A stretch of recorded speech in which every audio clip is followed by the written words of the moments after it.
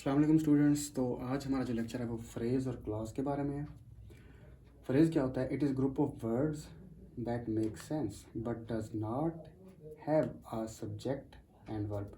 अच्छा, ये ऐसे अल्फाज का मजमूआ होता है फ्रेज़ जिसमें सब्जेक्ट और वर्ब नहीं होता, सेंस भी बनाता है ये, लेकिन कंप्लीट सेंस नहीं बनाता।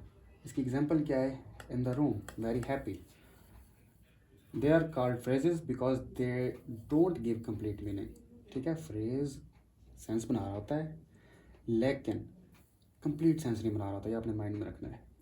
इसकी 3 टाइप्स हैं: noun phrase, verb phrase, prepositional phrase. Noun phrase क्या होता है? जिसमें जो फ्रेज है वो एज अ नाउन यूज़र होता है, जैसे the boy with red shirt is my friend. इसमें the boy with red shirt, यहाँ तक जो है ना ये नाउन फ्रेज है। ओके, इज़ माई फ्रेंड ये सेंटेंस का अगला पार्ट है। उसके बाद जो है ना वर्ब फ्रेज। वर्ब फ्रेज क्या होता है? जिसमें फ्रेज एक्शन शो कर रहा होता है। इसकी एग्जांपल इज प्लेइंग। उसके बाद है प्रेपोजिशनल फ्रेज। अच्छा, प्रेपोजिशनल फ्रेज क्या होता है? हमेशा प्रेपोजिशनल फ्रेज जो होता है वो प्रेपोजिशन से स्टार्ट होता है, जैसे on the chair, in the book, under the chair. तो ये आपने माइंड में रखना है। उसके बाद क्लास क्या होता है? It is group of words that has a subject and verb, it may और may not be a complete sentence.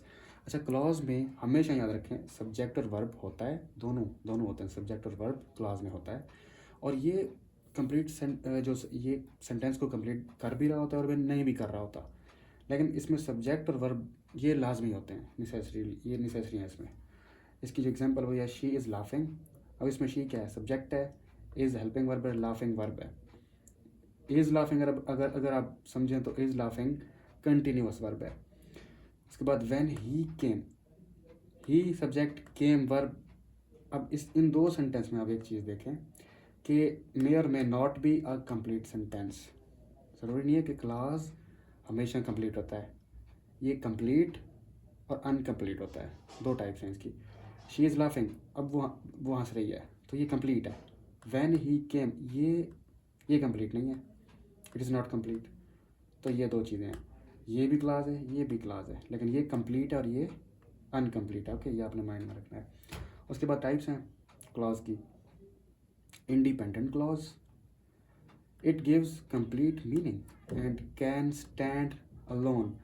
अच्छा, जो ये इंडिपेंडेंट क्लास होता है ना, इसको किसी किसी भी चीज़ की ज़रूरत नहीं होती है, खुद ही सारा मतलब दे रहा होता है सेंटेंस का। जैसे she is happy, I am studying, तो ये कंप्लीट है, सो किसी और चीज़ की ज़रूरत नहीं है, किसी भी एडिशन की ज़रूरत नहीं है। लेकिन जो डिपेंडेंट क्लॉज होता है उसको सेंटेंस कंप्लीशन की ज़रूरत होती है, जैसे it does not gives complete meaning. Dependent clause कौन सा होता है? जो कंप्लीट मीनिंग नहीं दे रहा होता। जैसे इसकी एग्जांपल है when he came because she was ill. अब ये कंप्लीट मीनिंग हमें नहीं दे रहा। ठीक है, तो ये मुख्तसर सा लेक्चर था फ्रेज और क्लॉज का। तो अब आज हमने क्या पढ़ा है, थोड़ा सा रिवीजन कर लेते हैं। फ्रेज फ्रेज क्या होता है? Group of words that make sense but does not have a subject and verb. उसके बाद इस सिंपल मैंने आपको बताया कि भाई ये सेंस बना रहा था लेकिन कंप्लीट सेंस नहीं बना रहा होता। इसकी एग्जांपल भी आपको मैंने बताई इन द रूम। और इसकी टाइप्स थी नाउन फ्रेज, वर्ब फ्रेज और प्रेपोजिशनल फ्रेज। नाउन फ्रेज क्या होता है? Phrase as a noun user होता है। वर्ब फ्रेज जिसमें फ्रेज एक्शन शो कर रहा होता है। प्रेपोजिशनल फ्रेज जो कि प्रेपोजिशन से स्टार्ट होता है। क्लॉज क्या होता है? Group of words that has a subject and verb. Clause में सब्जेक्ट और वर्ब होता है, लेकिन वो ज़रूरी नहीं है कि कंप्लीट सेंटेंस बनाए, वो कंप्लीट सेंटेंस भी बना सकता है और अनकम्प्लीट भी। इट मे और may not be a complete sentence. Okay, उनकी जो मैंने एग्जांपल्स आपको दिए हैं, शी इज़ लाफिंग ये कंप्लीट है, व्हेन ही केम ये अनकम्प्लीट है क्लॉज। ठीक है, उसके बाद इंडिपेंडेंट क्लॉज था क्या? It gives complete meaning and can stand alone. ये कंप्लीट मीनिंग देता है और अकेला ही ये जो सेंटेंस होता है ये कंप्लीट मीनिंग देता है। और डिपेंडेंट में कंप्लीट मीनिंग नहीं दे रहा होता। और इन दोनों में क्या होता है कि सब्जेक्ट और वर्ब होता है, सब्जेक्ट और वर्ब हमेशा क्लास में होगा। अच्छा, अब इसमें एक क्वेश्चन बनता है जो शायद आपको एक आपके अंदर एक मतलब सोच रहे होंगे कि भाई एक क्वेश्चन यहाँ पे बनता है, वो ये बनता है कि जब फ्रेज में सब्जेक्ट और वर्ब नहीं होते तो फिर ये कहाँ से आ गया भाई? वर्ब फ्रेज कहाँ से आ गया यहाँ पे? वर्ब तो होता नहीं है फ्रेज में। तो इस कन्फ्यूजन को दूर करने के लिए मैं आपको सिंपल अल्फाज में समझाता हूँ। यहाँ पे जगह तो है नहीं, लेकिन खैर मैं आपको समझा देता हूँ। वो ये है कि जो फ्रेज़ होता है ना, जो फ्रेज़ होता है,